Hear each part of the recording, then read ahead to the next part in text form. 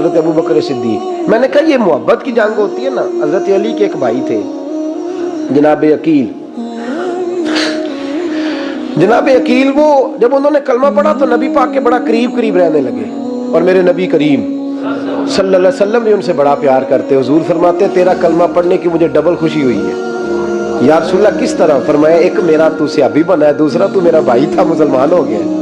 حضور بڑا پیار کرتے. اب یہ محبت جو ہوتی ہے نا, اس میں دوڑ بھی لگتی ہے اور یہ بری نہیں ہوتی, یہ دوڑ بڑی اچھی ہوتی ہے. حضرت عقیل اب قریب قریب رہنے لگے. میں نے عرض کیا کہ نبی پاک اپنے ذاتی کام حضرت صدیق اکبر کو بتاتے, گھوڑے کی تیاری کر, فلاں کام کرنا ہے, سیدہ فاطمہ کی شادی کرنی, ہر معاملے میں سیدنا صدیق اکبر پیش تھے. اب جب عقیل بن ابی طالب آئے تو حضور کا پیار تھا ان سے بھی, اب محبت کی جنگ چھڑ گئی. اب جناب عقیل کہتے ہیں میں کہنے لگا یار یہ کہیں پیچھے ہوتا ہی نہیں, ہر معاملے میں اسے پیچھے بٹھاؤ بھی تو آگے آ جاتا ہے, اس نے کیا کمال کر دیا. کہتے ہیں آہستہ آہستہ نا میں جوان تھا, ابھی نوجوانی کا عالم تھا, تو وہ خاص پہلو میں سمجھنے سے ابھی قاصر تھا. توجہ ہے آپ کی. کہتے ہیں ایک دن نا بڑی باتوں میں حضور فرماتے ابو بکر میرا گھوڑا تیار کرو, تو کہتے ہیں میں دوڑ کہتا تو چھوڑ میں کرتا ہوں. کہتے ہیں وہ چپ کر جاتے. جتنی جگہ وہ مجھ سے بن سکا میں نے روکا. حضرت صدیق اکبر بولے, کہتے ہیں ایک دن نا مسجد کی پہلی صف میں بیٹھا تھا. میں نے پچھلے جمعے بھی کہا تھا اگے ہو گوے تیرا پہلو آئے, یہ حکم ہے نا حدیث میں, پہلے آئے اور آگے بیٹھ جائے, گدنے پھلانگنے سے منع کیا. کہتے ہیں ابو بکر صدیق, توجہ ہے آپ کی, ان کی عادت تھی کہ جمعے والے دن مسجد کی صفائی کرتے اور صفائی کر کے سب سے آگے بیٹھ جاتے. بات ذرا میں نے قریب ہو کے سن لی, پاس بیٹھ جاتے. عقیل بن ابی طالب کہتے ہیں میں بھی آیا سیدنا صدیق اکبر, اور مجھے کئی دنوں سے جلال تھا کہ یہ پیچھے ہوتا ہی نہیں. کہتے ہیں میں آیا تو حضرت ابو بکر آگے بیٹھے تھے, تو میں نہ جان بوجھ کے, بچہ تھا اور محبت تھی سرکار سے, ابو بکر سے بغض نہیں کوئی, خدا رہا اس بات کو ضرور ذہن میں رکھے. فرماتے میں نے کہا ابو بکر اٹھ. مزے کی بات یہ ہے کہ جس مسجد میں صدیق اکبر بیٹھے ہیں اس کی جگہ بھی انہوں نے خرید کے دی ہے. مسجد نبی کی زمین کی سب سے پہلی رقم حضرت ابو بکر صدیق نے ادا فرمائی. اٹھ. کہتے اٹھے, پیچھے چل. توجہ ہے آپ کی. آنکھ کہتے ویکھے کو کسی نے, پاویں ماڑا ہوئے تو پاویں تو چھوٹا بندہ آکھے تو پھر تو دی خیر ہی نہیں, عمر میں چھوٹا ہو یا مال میں. اٹھ چل پیچھے. اللہ اکبر. حضرت علی دیکھ رہے تھے. کہتے ہیں سیدنا صدیق اکبر اٹھے پچھلی صف میں, پھر اس سے پچھلی صف میں, پھر اس سے پچھلی صف میں, 7ویں صف میں پہنچ گئے اور وہاں ہاتھ باندھ دیے. کہنے لگے شہزادے اجازت دے تو یہاں بیٹھ جاؤں, تو رسول اللہ کا خاندان ہے, اجازت دے تو یہاں بیٹھ جاؤں. حضرت عقیل کہتے ہیں بیٹھ جاؤ. حضرت ابو بکر صدیق چپ کر کے پیچھے مل جائے وہی کافی ہے. 7ویں صف میں شہزادے یہاں بیٹھ جاؤں. میں بیٹھ جا. ہاں بیٹھ گئے. نماز جمعہ پڑھا, سب چلے گئے. حضرت علی حضور کی بارگاہ, یا رسول اللہ عقیل کو تو کچھ سمجھائے. حضور نے فرمایا کیا ہوا؟ کہ حضور اکثر ابو بکر صدیق سے یار جاتا ہے, آج بھی پہلی صف سے اٹھا کے 7ویں صف میں. شکایت تو حضرت عقیل کی لگ رہی ہے نا, اور حضور فرماتے ہیں علی تو عقیل کی چھوڑ, بتا ابو بکر نے کیا جواب دیا ہے. تو ابو بکر کی بتا, تو اس کی چھوڑ, تو اس کی, تو میرے دوست کی, میرے یار کی, میرے خلیل کی بتا. تو حضرت علی رو پڑے. کہنے لگے محبوبہ ابو بکر جیسا درد کہاں سے ڈھونڈ کے لائے. تو چپ کر کے 7ویں صف میں گیا اور اس نے کہا تو خون رسول ہے, تیری نسل پاک میں ہے بچہ بچہ نور, تو ہے نے نور تیرا سب گھران. چپ کر کے بیٹھ گئے. حضور نے فرمایا بلاؤ ابو بکر کو, عقیل کو بھی بلاؤ. دونوں آ گئے. حضور نے فرمایا ابو بکر جمعے میں کیا ہوا ہے؟ عرض کی حضور کچھ بھی نہیں. حضور نے فرمایا تجھے کسی نے صف سے اٹھایا؟ کہا نہیں نہیں یا رسول اللہ نہیں. آپ کو کس نے بتایا؟ حضور کیا؟ فرمایا نہیں میں نے سنا ہے کہ تجھے عقیل نے. کہا حضور وہ شہزادے آئے تھے, انہوں نے یار اتنا جذبہ دنیا کہاں سے ڈھونڈ کے لائے گی. بلے شاہ اوتھے ککھ نہیں بچدا جتھے عشق نے لایا ڈھیرا. کہا حضور یار یہ لفظ تاریخ میں ڈھونڈو گے تو نہیں ملے گے. میرے ابو بکر صدیق کیا فرماتے ہیں؟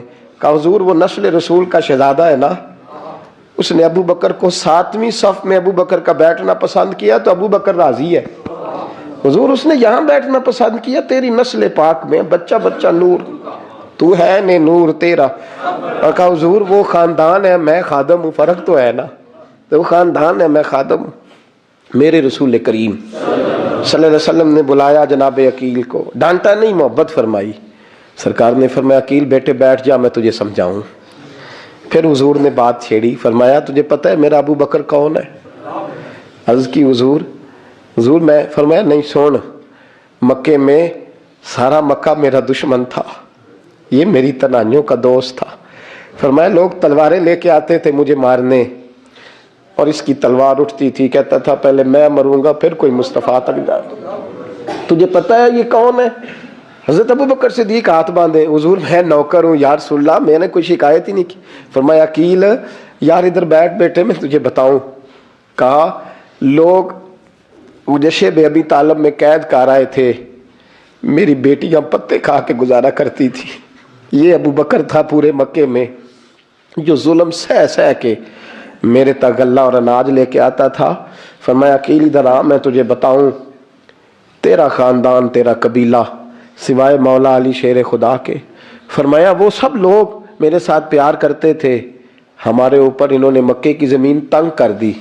فرمایا میں مکے سے نکلا تھا، ابو بکر کی بیٹی غار ثور میں کھانا پکا کے لاتی تھی، اس کا بچہ بکریوں کا دودھ لے کے آتا تھا۔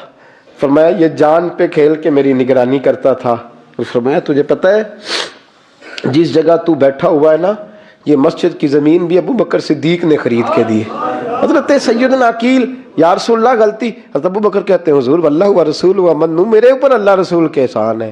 آخری لفظ میرے حبیب نے کہے، حضور نے فرمایا عقیل میرے پاس جس کے بھی پیسے آتے ہیں میں بیگانے سمجھ کے خرچ کرتا ہوں، میں کہتا ہوں فلانے کے ہیں، وہ پوچھے گا کہاں لگے، لیکن ابو بکر کے پیسے آتے ہیں تو میں اپنے سمجھ کے خرچ کرتا ہوں۔ اور میرے رسول کریم صلی اللہ علیہ وسلم نے فرمایا میرے ساتھ جس نے نیکی کی میں نے بدلہ چکا دیا ہے، ابو بکر کا میں نے بدلہ دیا ہی نہیں۔ قیامت کے دن جب سب جنت میں جانے لگیں گے تو میں اس کا بازو تھام کے اللہ کی بارگاہ میں لے جاؤں اور میں کہوں گا یا اللہ میرے مولا، کلمہ پڑھنے سے لے کر غار تک، غار سے بدر تک، بدر سے احد، حنین، خندق، تبوک اور مزار تک، یا اللہ اس کی بڑی نیکیاں ہیں، اسے تو ہی بدلا عطا فرما۔ میرے دوستو یہ رنگ حضرت سیدنا صدیق اکبر، بس وہ اقبال نے کہا کہ صدیق کے لیے ہے خدا کا رسول اور اس سے آگے پیچھے کچھ نہیں۔ یہ جو ماننے کا انداز ہے نا، یہ دیکھیے نا، حضرت ابو بکر صدیق، بڑی دفعہ آپ نے بات سنی ہے لیکن اس بات کی لذت بڑی شاندار ہے۔ حضرت عمر نے طبیب بلایا ہے ابو بکر کو دکھانے کے لیے ملک شام، پہلے مانتے نہیں تھے، مولا علی کی سفارش ڈالی، پھر دونوں لے کے آئے، سیدنا علی المرتضیٰ بیٹھے ہیں، حضرت عمر بیٹھے ہیں، کہتے ہیں طبیب کو چیک کرو، ملک شام کا بڑا ڈاکٹر ہے۔ چیک کر لیا تو ڈاکٹر کہنے لگا کوئی مرض نہیں، کوئی تکلیف نہیں، کمزوری بڑی ہے، کمزوری بڑی ہے، ان سے پوچھے انہیں کیا مرض ہے۔ تو حضرت عمر کہنے لگے یار بول کیا مسئلہ ہے تجھے، کیوں اتنا کمزور، اتنا بیمار رہتا ہے، کیا پرابلم ہے، کیا مسئلہ ہے؟ تو حضرت ابو بکر صدیق نے آنکھیں کھولی اور کہنے لگے عمر تو قسم اٹھا کے بتا، تجھے پتا نہیں مجھے کیا مسئلہ ہے؟ تو اٹھا نا قسم، جنہ دے دل بر جانی بچھڑن، کون روے پھر تھوڑا، سب روگاں دائی روگ محمد جس کا نام وچھوڑا۔ تجھے نہیں پتا تو بول، اگر خبر ہے تو پوچھتا کیوں ہے؟ میرے دوستو کمال دیکھو، مدینے میں آج بھی مصطفیٰ کو سلام کرو تو ساتھ ہی صدیق اکبر لیٹے ہوئے، ساتھ ہی لیٹے ہوئے مدینے میں۔ ابو بکر صدیق روز رات کو جا کے اس کے گھر کا کام کاج کر کے آتے۔ کام بتاؤں کیا تھا اس کا؟ جاگ رہے ہیں آپ لوگ؟ اس زمانے میں نا لوگ باتھ روم گھر میں بنا لیتے تھے، شاید پرانے لوگوں نے دیکھے ہوں، وہ اس کے اندر ہی پیشاب پخانا رہتا تھا، وہ آتے تھے ملازم تو وہ اٹھا کے باہر پھینکا کرتے تھے، وہ بی بی گھر کے اندر پیشاب کرتی، نابینا ہے، وارث کوئی نہیں، ابو بکر صدیق آتے، امیر آدمی، اور اس کا وہ پخانا پیشاب اٹھا کے باہر پھینک کے آتے، پھر اس کے گھڑے میں پانی بھر کے لاتے، پھر اس کے گھر میں جھاڑو دیتے، پھر اس بوڑھی عورت کو کھانا کھلاتے، پھر اس کو خرچہ دیتے، پھر اس کو کہتے کہ فلاں آدمی کی تیرے پڑوسی کی میں نے ڈیوٹی لگا دی ہے، ضرورت ہو تو اس کو کہہ دینا۔ بڑے زمانہ خدمت کی۔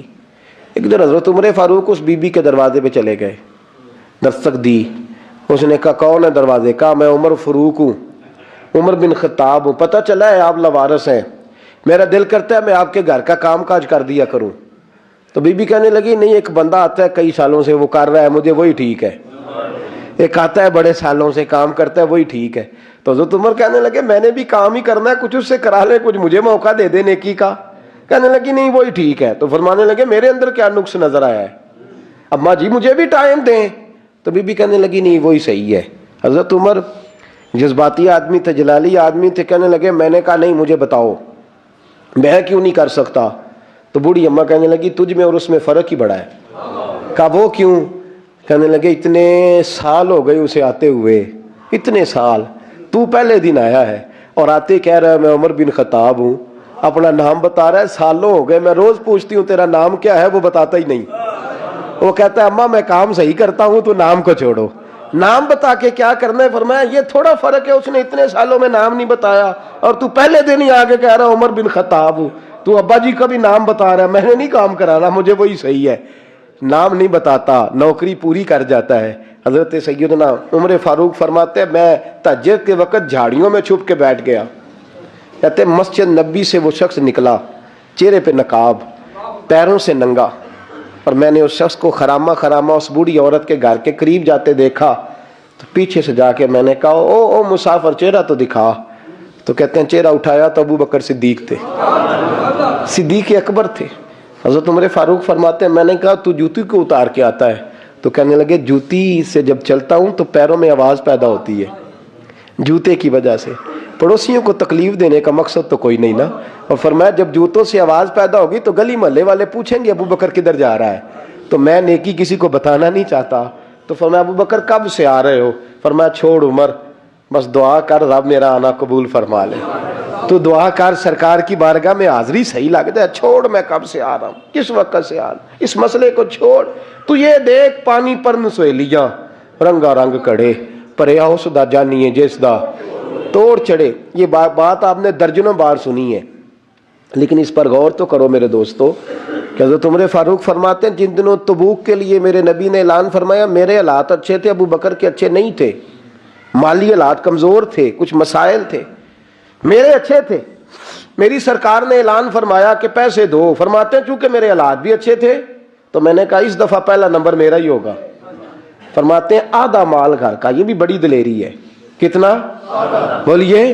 اتنے تے سی ابے نو نہیں دس دے ساڑھے کو پیسے کنے نے، کہتے ابا جی مانگنا لین، والد صاحب کو نہیں بتاتے، ہماری جیب بکھری ہوتی ہے، ایسے ہی نانا کو مانگی نانا لے۔ آدھا مال حضرت عمر فاروق فرماتے ہیں آدھا مال میں نے بانٹ کے حضور کی بارگاہ میں، اور ساتھ میرا ارادہ ہے کہ ابو بکر آج میں نہیں تجھے آگے گزرنے دیتا۔ فرماتے ہیں مال پیش کیا، تھوڑی دیر گزری تو ابو بکر بھی آ گئے، اور منظر کیا ہے؟ کہتے ہیں انہوں نے قمیض پہنی ہوئی ہے بوریے کی، سر پہ ٹوپی کوئی نہیں، پیروں میں جوتا کوئی نہیں، سر میں ٹوپی کوئی نہیں، پیروں میں جوتا کوئی نہیں۔ کہتے ہیں ابو بکر صدیق آئے، سب کا مال آیا، مصطفیٰ کی بھی اتنی توجہ نہیں تھی، پر جب ابو بکر آئے تو میں نے مصطفیٰ کریم کے انداز بھی بدلے ہوئے دیکھے، اس شخص کے آنے پر بدلے ہوئے دیکھے۔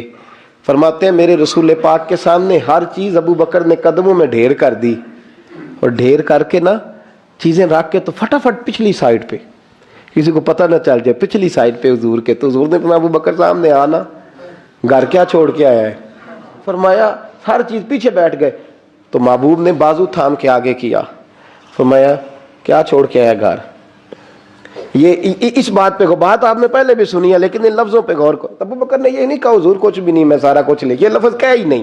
اللہ کرے ہمیں اس عقیدے کو سمجھیں، اس نظریے کو۔ یہ ترمذی اور مشکات دونوں میں یہ لفظ موجود ہے۔